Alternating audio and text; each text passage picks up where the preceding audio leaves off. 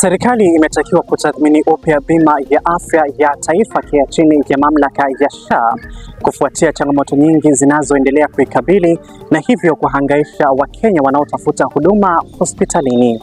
Wito huu umetolewa na wadau katika sekta ya afya pamoja na wanaharakati wakati wa mjadala wa SHA kwenye ukumbi wa Little Theatre, Mombasa. Changamoto sugu zilizotajwa kuikabili bima hiyo ni pamoja na ugumu wa kuidhinisha na kucheleweshwa kwa mchakato wa kutoa huduma, ikiwa ni pamoja na utata unaohusu uhamisho wa data kutoka bima ya mapema NHIF. Kulingana na Daktari Chibanzi Mwachonda, huenda SHA ikakosa kudumu kwa muda mrefu iwapo changamoto hizi hazitatatuliwa, ikizingatiwa pia kuwa Wakenya wengi wamesusia kulipa ada za kila mwezi kwa kukosa imani nayo. Awali, hospitali za kibinafsi zilikuwa zimesusia kutoa huduma kupitia SHA kufuatia madeni ya serikali ya NHIF. Isitoshe, wanaharakati wameapa kuendelea kupaza sauti dhidi ya SHA hadi pale mabadiliko yatakapofanyiwa na hivyo kuwafikia malengo ya afya kwa wote